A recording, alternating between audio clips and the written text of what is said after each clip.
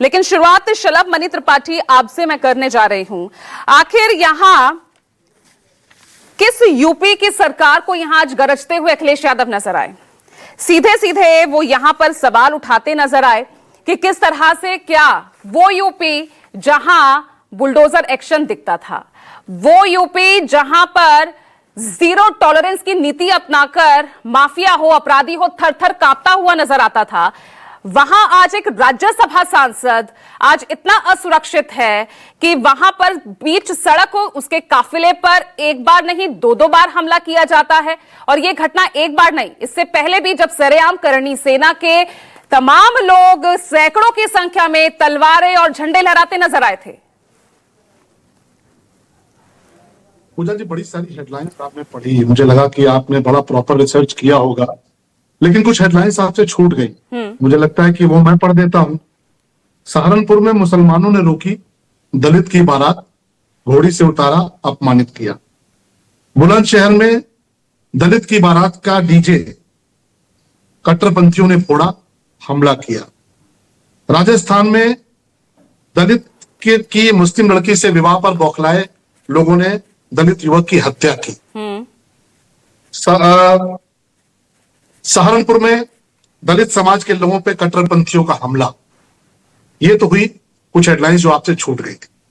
दूसरा, अखिलेश यादव जी की कैबिनेट ने यह फैसला लिया है कि जो तमाम सारे जिले जिनके नाम दलित महापुरुषों के नाम पे रखे गए थे उनको बदला जाए। ये घटना है आपकी 23/7/2012 की, यानी जब अखिलेश यादव जी की सरकार थी, बाकायदे सरकार की तरफ से विज्ञप्ति जारी होती है और कहते हैं कि मुख्यमंत्री अखिलेश यादव की अध्यक्षता में हुई कैबिनेट की बैठक में तय हुआ कि पंचशील नगर को हापुड़, प्रबुद्ध नगर को शामली, महामाया नगर को हाथरस, काशीराम नगर को कासगंज, रमाबाई को कानपुर देहात, ज्योतिबा फुले नगर को अमरोहा कर दिया गया और साथ ही कन्नौज मेडिकल कॉलेज दोबारा से कर दिया गया जो बाबा साहब भीमराव अंबेडकर जी के नाम पर था। मुझे उम्मीद थी कि आप इन हेडलाइंस को भी पढ़ेंगे। जो अनुसूचित समाज के लोग हैं, दलित समाज के लोग हैं, उनको ठीक से पता है। देखिए, हमारे कहने पे, आपके कहने पर और अब किसी की भी क्रेडिबिलिटी, सबकी क्रेडिबिलिटी पे सवाल है। ये दलित समाज के लोगों को, अनुसूचित समाज के लोगों को, पिछड़ों को, सबको पता है कि उत्तर प्रदेश में करीब 20,000 जो पुलिस और प्रशासन के अधिकारी थे उनको दोबारा से डिमोट किस सरकार ने किया? समाजवादी पार्टी की सरकार ने किया। यानी जो आईपीएस थे उनको दोबारा से सीओ बना दिया, जो डिप्टी एसपी थे उनको वापस से सिपाही बना दिया, जो एसडीएम थे उनको तहसीलदार बनाया। क्यों? क्योंकि वो दलित समाज से आते थे, अनुसूचित समाज से आते थे। समाजवादी पार्टी को गरिया कर आप दलितों के खिलाफ इन हो रहे अत्याचार, चाहे वो यूपी में हो या राजस्थान में हो, तो आप उसे जस्टिफाई कर रहे हैं शलभ मणि त्रिपाठी? नहीं, मेरी बात आ जाए पूजा जी, मैं ये बता रहा हूं कि उत्तर प्रदेश में बहन मायावती जी की सरकार ने प्रमोशन में रिजर्वेशन दिया था, बहुत सारे लोगों को उनका हक मिला, उनका अधिकार मिला। लेकिन समाजवादी पार्टी की सरकार ने आते ही फैसला लिया कि नहीं, जो प्रमोट हुए थे यानी जो आईपीएस हुए थे उनको उठा के डिप्टी एसपी बना दिया, जो एसडीएम हुए थे उनको लाके लेखपाल बना दिया। करीब 20,000 ऐसे लोगों को डिमोट किया गया। बाबा साहब भीमराव अंबेडकर जी की मूर्तियां तोड़ेंगे, ये 2012 के चुनाव में समाजवादी पार्टी का नारा था। यहां सारे लोग बैठे हैं, कुछ लोग झूठ बोलेंगे पर सबको पता है कि समाजवादी पार्टी के नेता जाते थे, भाषण देते थे, हमारी सरकार बनाओ, बहन मायावती की मूर्तियां उखाड़ फेंकेंगे, काशीराम जी की मूर्तियां उखाड़ फेंकेंगे, बाबा साहब भीमराव अंबेडकर की मूर्तियां उखाड़ फेंकेंगे। क्यों? क्योंकि आजम खान कहते थे कि बाबा साहब सबसे बड़े भूमाफिया हैं। आप तो दलितों के हितैषी हैं ना, सरकार बनी, जो सवाल आप खड़े कर रहे हैं वो मैं पूछ लूंगी। फराज सिद्दीकी भाई साहब बैठे हैं समाजवादी पार्टी से, 5 सेकंड दे दीजिए। जैसे सरकार बनी, पहला हमला लखनऊ के गोमती नगर में हुआ, बाबा साहब भीमराव अंबेडकर जी की मूर्ति समाजवादी पार्टी के लोगों ने तोड़ दी, बहन मायावती जी की मूर्ति तोड़ दी। आज जरा मुझे बताइए ना, बाबा साहब भीमराव अंबेडकर जी का अभी जन्म जयंती मनाई गई है, गांव गांव से खबरें आई, हर समाज के लोग, आज भी झंडे लगे हैं, वहां पे कार्यक्रम हुए। पूरे उत्तर प्रदेश में आप एक घटना बता दीजिए कि जहां पर बाबा साहब भीमराव अंबेडकर जी का जो पूरा कार्यक्रम हुआ उसमें कहीं कोई उपद्रव करने की किसी की हिम्मत रही हो, किसी की हैसियत रही हो? क्योंकि आज मोदी जी के नेतृत्व में योगी जी की सरकार है। ठीक है, मेरी रिसर्च पर आप सवाल उठा रहे हैं, आपने 2-3 घटनाएं सुनाई ना यहाँ पर, बताई मुझे, मैं थोड़ा सा और उसका विस्तार बता देती हूँ, थोड़ा सा और उसका मैं विस्तार बता देती हूँ।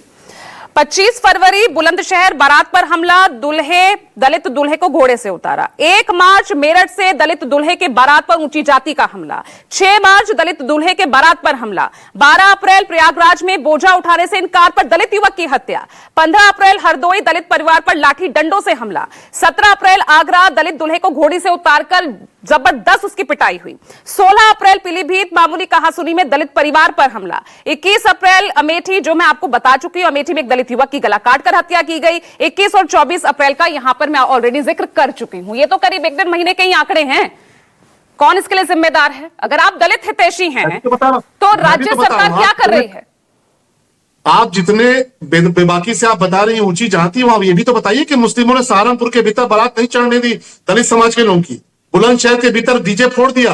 हम तो कह रहे हैं, तो कार्रवाई कर रहे हैं। राजस्थान के भीतर क्या कार्रवाई की? अच्छा चलिए बताइए, रामजी लाल सुनन के मामले में क्या कार्रवाई हुई? उन पर एक सांसद पर लगातार हमले होते रहे। अखिलेश यादव क्या सवाल उठा रहे हैं? क्यों चुप्पी आपने साधी हुई है? बोल तो लेने दीजिए, मुझे बोल तो लेने दीजिए। हाँ, बोलिए। एक दलित समाज का युवक अगर किसी मुस्लिम लड़की से शादी कर लेता है तो उसको उसकी हत्या कर दी जाती है इसी देश के भीतर। और कौन लोग करते हैं? उनकी हेडलाइंस आप क्यों नहीं पढ़ रही? उनकी हेडलाइंस भी पढ़नी चाहिए। सहारनपुर की घटना जो हुई है, और मुख्यमंत्री योगी जी की सरकार ने, चाहे किसी ने भी किया हो, उनपे गैंगस्टर लगाए, उनपे एनएसए लगाए। ऐसे जाहिलों को छोड़ेंगे नहीं, चाहे कोई भी हो, किसी समाज से हो। लेकिन मुझे कष्ट ये हुआ कि आपका क्या कार्रवाई हुई पता नहीं जब यहाँ पर ये डॉक्टर राज शेखावत है, हमले किए, जहां मुसलमानों ने हमले किए, उनको आप गोल कर गई। उनकी आपने चर्चा ही नहीं की। उनकी चर्चा करनी चाहिए। क्या करूं मैं फिर हिंदू और मुसलमान पर यहाँ पर डिबेट करूं? उस घटना को आप क्यों गोल कर जाती हैं? मैं यहाँ दलितों के खिलाफ हो रहे अत्याचार के खिलाफ आपसे जवाब मांग रही हूं। जो सवाल लगातार अखिलेश यादव खड़े कर रहे हैं, एक सांसद जिन पर लगातार हमले हो रहे हैं, एक सांसद जिन पर कड़ी सेना के प्रमुख हो, उनके बड़े बड़े नेता क्या क्या बयान दे रहे हैं, क्या कार्रवाई उनके खिलाफ? डॉक्टर राज शेखावत क्या कह रहे हैं? जब तक तोड़ेंगे नहीं तब तक छोड़ेंगे नहीं। क्या कार्रवाई उनके खिलाफ? राणा सांगा जी के बारे में जो बोला गया उससे आप सहमत है क्या? ये अखिलेश प्रताप सिंह जी की मजबूरी हो सकती है कि वो कांग्रेस पार्टी में है। तो कोई अगर ऐसा बयान देगा, मैं बिल्कुल एक्सेप्ट नहीं करती, बिल्कुल सराहनीय नहीं है, बिल्कुल एक्सेप्ट नहीं किया जाएगा। तो उसके बदले क्या कानून को अपने हाथ में लिया जाएगा? शलभ मणि त्रिपाठी, ऐसा आप मुझे बोलने नहीं देंगे क्या? आप मुझे बोलने तो दीजिए। या आप जो चाहती हैं, जो एजेंडा सेट करके आई, वही मैं चुपचाप सुनता रहूं? Please don't play victim card. नहीं शलभ जी, ऐसे नहीं। आप बहुत अच्छे प्रवक्ता हैं, आप विक्टिम कार्ड मत प्ले सवाल है, आपका सवाल का जवाब दे रहा हूं। जिन्होंने कानून को हाथ में लिया हो, जिन्होंने भी, मैं कह रहा हूं कोई भी हो, उनके खिलाफ कठोरतम कार्रवाई हो रही है, होगी। लेकिन राणा सांगा जी के बारे में, महाराणा प्रताप के बारे में, बाजीराव पेशवा के बारे में जो लोग बोलते हैं, वो अपनी उनकी हैसियत क्यों भूल जाती है? उनको बाबर के खिलाफ एक शब्द बोल कर दिखा दे, औरंगजेब के खिलाफ बोलकर दिखा दे। और अभी जो घटना हुई है पहलगाम के भीतर, वहां जाति नहीं पूछी गई, वहां क्षेत्र नहीं पूछा गया, भाषा नहीं, धर्म पूछा गया। कौन से धर्म क्यों गोली मार दी गई? इस बात को पूरी दुनिया ने देखा है। पैनल से आप क्या मैसेज चाहते हैं? कोई जाति नहीं है, संपूर्ण हिंदू समाज है। हिंदू समाज को बांटने का प्रयास कोई न करे। पहलगाम हमले को तो छोड़ दीजिए राजनीति से।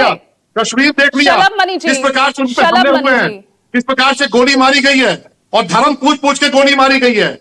इसको कोई गुमराह नहीं कर सकता। जातियों में बांटने का प्रयास करते रहिए, अब जातियों में नहीं बटेंगे। तीसरी बार मोदी जी को ताकत इसीलिए दी है कि इलाज करेंगे ऐसे लोगों का। लेकिन महापुरुषों के खिलाफ कोई जनता ने जवाब दिया। 2024 का लोकसभा चुनाव भूल गए आप? तीसरी बार सरकार बनी प्रधानमंत्री जी की, मोदी जी की तीसरी बार सरकार है। पर आ गए, राहुल गांधी 99 का स्कोर पार नहीं कर पाए।